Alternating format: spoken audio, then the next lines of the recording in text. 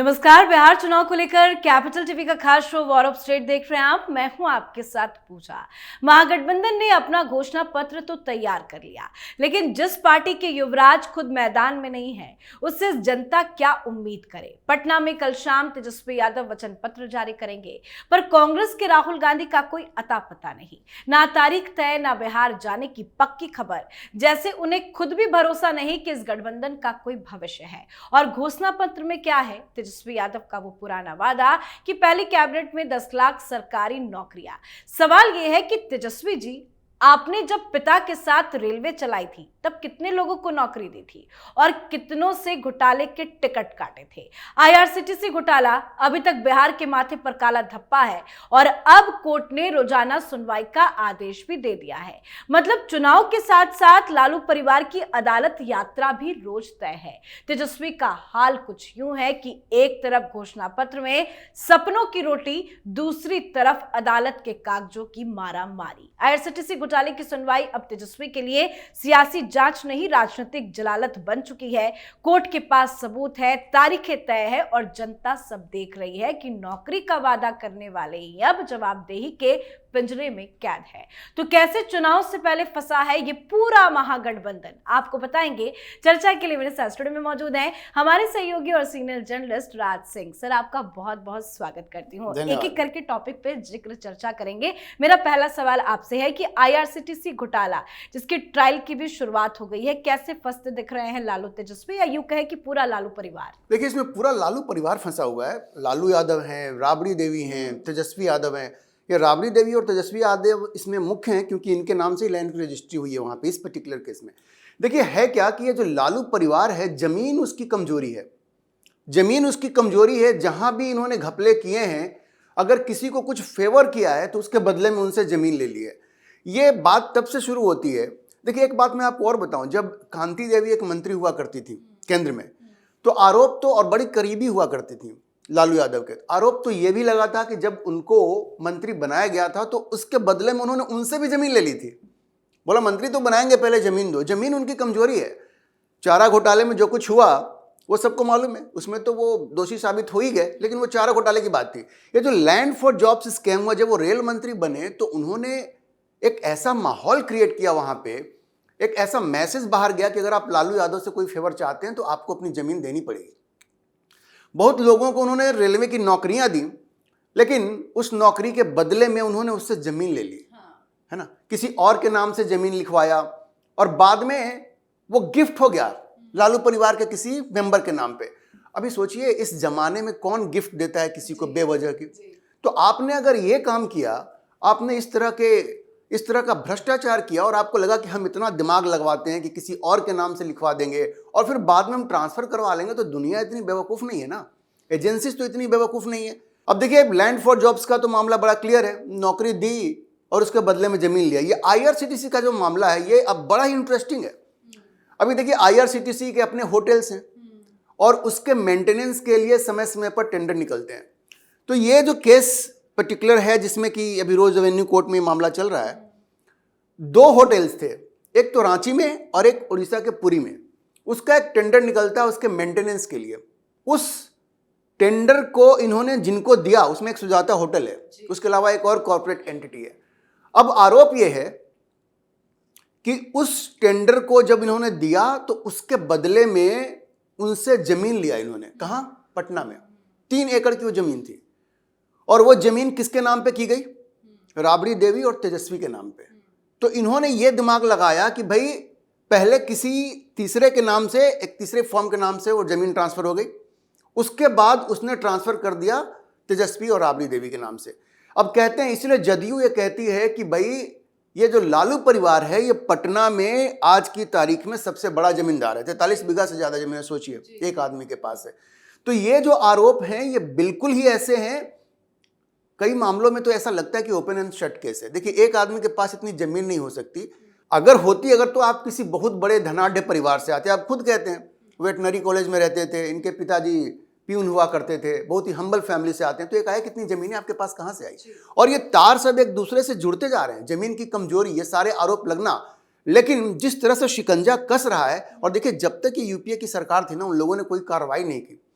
ये जो कहते हैं ना, जब नरेंद्र मोदी ने एक बार मनमोहन सिंह के बारे में कहा था कि ये कंबल ओढ़ के घी पीते रहे हैं, कंबल ओढ़ के घी पीते रहे, के बाद शावर भी लोग लेते हैं ना तो उस तरह से ओढ़ के लेते हैं, वो उन्होंने कहा था इस बात को, तो यही बताया था। अपनी प्रधानमंत्री की कुर्सी बचाने के लिए उन्होंने इस तरह के तमाम जो भ्रष्टाचार हुए उनकी सरकार में, जिसमें 2G स्कैम भी था, इन सबों को उन्होंने बर्दाश्त किया। अपने मंत्रियों को उन्होंने खुली छूट दे दी कि जो करना है करो, जितना भ्रष्टाचार कर सकते हो करो, हमारी कुर्सी बची रहे। और यह सिर्फ मनमोहन सिंह की बात नहीं है भाई, मनमोहन सिंह तो एक कठपुतली थे ना, असली सरकार तो सोनिया गांधी चला रही थी। तो सोनिया गांधी ने, अब आरोप तो उनके ऊपर लगेंगे कि मनमोहन सिंह को जो ब्लेम दिया जाता है, असल गलती तो सोनिया गांधी की थी, सरकार वो चला रही थी, डिफैक्टो पीएम तो वही थी ना। सारे फाइल्स लेकर के विंसेंट जॉर्ज अब जाते थे। संजय बारू ने जो किताब लिखी आप देखिएगा उसमें, क्योंकि संजय बारू एक जमाने में प्रधानमंत्री मनमोहन सिंह के मीडिया एडवाइजर हुआ करते थे। उन्होंने हर चीज को बड़े क्लोज क्वार्टर से देखा है। एक्सीडेंटल प्राइम मिनिस्टर उन्होंने किताब लिखी है, जिसपे बाद में मूवी ही बनी है। उस किताब को आप पढ़ेंगी तो आप देखेंगे सारे इंपॉर्टेंट फाइल्स जो हैं वो विंसेंट जॉर्ज जो उनके सेक्रेटरी होते थे, वो प्रधानमंत्री कार्यालय से लेकर सोनिया गांधी के पास जाते थे, तो सारे निर्णय वही लेती थी। तो इन सारे भ्रष्टाचार को भी सोनिया गांधी ने ही मौन सहमति दी, ये तो कहा जाएगा। आपने कोई एक्शन नहीं लिया, ऐसे भ्रष्ट लोगों को आपने बिठा करके रखा। और एक चीज मैं आपको और बता दूं, जब 2004 से 9 के बीच में लालू प्रसाद मुख्य मंत्री थे केंद्र में मनमोहन सिंह की सरकार में, तो ऐसा नहीं था कि सरकार को यह मालूम नहीं था, सरकार को हर चीज मालूम थी। उस वक्त प्रणब मुखर्जी हुआ करते थे। जब 2009 में मनमोहन सिंह की सरकार वापस आई, उसके पहले ही प्रणब मुखर्जी ने कह दिया था कि अगली बार अगर हमारी सरकार बनती है तो ये लालू यादव मंत्री नहीं होंगे। और देखिए यूपीए 2 में लालू यादव मंत्री नहीं बने, क्योंकि ऐसा नहीं है, जब वहां भी एजेंसीज होती है ना, आप भ्रष्टाचार कर रहे हैं तो उनको मालूम पड़ जाता है। तो प्रणब मुखर्जी ने यह कहा कि अगली बार तो भाई ये नहीं बनेंगे मंत्री, लेकिन इनको हर चीज मालूम थी। इन लोगों ने उस वक्त उस पर लगाम नहीं लगाई, क्योंकि उनको अपनी सरकार बचानी थी। इसलिए ये जो पाप है ना, इसका ठिकाना मनमोहन सिंह पे भी जाएगा और सोनिया गांधी पर भी जाएगा। बिल्कुल, मतलब ये घोटाला अब लालू तेजस्वी के लिए गले का फांस बन गया है। सर, एक और सवाल मेरा ये है कि अब खबर ये सामने आ रही है कि महागठबंधन की तरफ से मैनिफेस्टो जारी किया जाएगा, लेकिन राहुल गांधी कब जाएंगे, क्या करेंगे, क्यों, उनको लेकर कोई डिटेल्स नहीं सामने आ रही है। क्या चल रहा है आरजेडी और कांग्रेस के बीच में? देखिए, आरजेडी और कांग्रेस के बीच में ये खेल जो चल रहा है, वो एक शहमात का खेल चल रहा है। ये दोनों एक दूसरे को काटने में लगे हुए हैं। आप ये समझिए भाई, तेजस्वी यादव को आज भी इस बात की पीड़ा है कि राहुल गांधी ने उनको सीएम पद का उम्मीदवार डिक्लेयर करने में इतना टाइम लिया। उनको कोप भवन में जाके बैठना पड़ा, बोल दे कि भाई हम नहीं जाएंगे प्रचार करने, घर में लाके बैठ गए वो। कांग्रेस को क्या प्रॉब्लम है? कांग्रेस को तकलीफ इस बात की है कि जितनी सीटें वो चाहती थी उतनी सीटें उसको मिली नहीं। पिछली बार 70 सीटों पर लड़ी थी, और बात है 19 सीटें जीती। भाई कांग्रेस बिहार में उसका कोई सपोर्ट बेस नहीं है, लेकिन इन लोगों का मिजाज ऐसा होता है कि आज भी वो इंदिरा गांधी वाली कांग्रेस है या जवाहरलाल नेहरू वाली कांग्रेस है। अकड़ मतलब उनकी कम नहीं होती है, और राहुल गांधी की तो और भी कम नहीं होती। वो तो जरा विदेश घूम के आते हैं, वो तो हवा लगती है ना, यहाँ पे AQI तो बड़ा खराब रहता है ना भारत में, वहाँ से आते हैं तो चार्ज अप होते हैं और आकर के पटांग मांग शुरू कर देते हैं। तो उनको तकलीफ इस बात की थी कि जितनी सीटें उनको चाहिए थी वो उतनी सीटें उनको मिली नहीं। अब दूसरी समस्या एक आ गई है राहुल गांधी के सामने। अच्छा देखिए, पिछले 2 महीने से राहुल गांधी बिहार नहीं गए हैं। वो वोट चोरी को लेकर के वो वहां पे गए, उन्होंने वो आग लगाने की कोशिश की, उसके बाद से भाग गए। उसका नुकसान भी हुआ, क्योंकि तेजस्वी मुद्दा बना रहे थे भ्रष्टाचार को, इन्होंने जाके वोट चोरी वहां पे। अब वोट चोरी वहां दिख नहीं रहा है ना। अरे भाई 100 आदमी खड़ा होकर कहे कि मेरा नाम जो है गलत तरीके से वोटर लिस्ट हटा दिया गया, तब तो लोग यकीन करेंगे ना। भाई कौन लोग हैं जिनका नाम गलत तरीके से हटाया गया है, आप उनको सामने तो लाइए। तो उन्होंने एक तो तेजस्वी के मुद्दे को कुंद कर दिया, ठीक है, उसके बाद वो वहां गए नहीं। अब एक नई समस्या खड़ी हो गई है।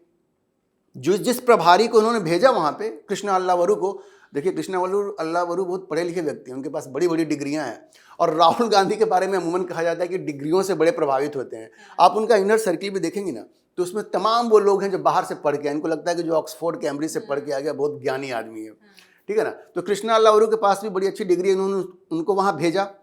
उनको लगा हम कुछ नया करते हैं। एक तो प्रदेश कांग्रेस कमेटी जो है उसको उन्होंने इग्नोर कर दिया। आज जो विरोध हो रहा है ना प्रदेश कांग्रेस कमेटी में कृष्णा अल्लावरू के खिलाफ, उसकी एक वजह यह भी है, उन्होंने तमाम लोगों को किनारे कर दिया, अपने हिसाब से डिसीजन लेना उन्होंने शुरू कर दिया। लेकिन अब आरोप ये लग रहे हैं कि भाई उन्होंने पैसे लेकर टिकट बांटे। तो तमाम, अब सोचिए AICC के सदस्य आनंद माधव वो कह रहे हैं कि पैसा लेकर टिकट बांटा है, पूर्व विधायक शाही हैं वो कह रहे हैं कि पैसा लेकर टिकट बांटा है। कृष्णा अल्लावरू पूरी तरह से आरोपों के घेरे में है। और राहुल गांधी को भी कहीं ना कहीं ऐसा, मुझे ऐसा लगता है कि उनको ये एहसास हो गया है कि इन आरोपों में कहीं ना कहीं कोई सच्चाई है, क्योंकि उन्होंने एक एक्शन लिया और इंडियन यूथ कांग्रेस के प्रभारी के तौर पे उनको हटाया। ये कहीं ना कहीं एक स्वीकारोक्ति थी, लेकिन अब काफी देर हो चुकी है। कांग्रेस के जो लोग हैं वो इस मूड में नहीं है कि राहुल गांधी को इस बात के लिए छोड़ दें, इसलिए डर उनको इस बात का है कि जब वो बिहार जाएंगे तो ये सवाल सारे उठेंगे और कहीं विरोध भी ना हो जाए, और बहुत सारा विरोध होगा। इस बात का उनको डर है, इसलिए वो दूरी बना के रख रहे हैं। बाकी जो आपने कहा, अभी उनका ज्वाइंट मैनिफेस्टो भी निकलने वाला है, बैठक भी होने वाली, ज्वाइंट रैली भी होने वाली है। पहले उनको बिहार पहुंचने तो दीजिए, ये काले झंडे दिखाए जाएंगे, उसके बाद इन बातों की हम लोग बात करेंगे। जी बिल्कुल, बहुत बहुत धन्यवाद सर समझाने के लिए। धन्यवाद। तो महागठबंधन की हालत ये है कि राहुल गांधी गायब है, तेजस्वी फंसे हैं, कांग्रेस का हौसला टूटा है और लालू परिवार का कानूनी किस्मत अब अदालत की मेहरबानी पर टिका हुआ है। बात साफ है कि 2025 के बिहार चुनाव में जनता को पता है कि किसने सिर्फ वादे बेचे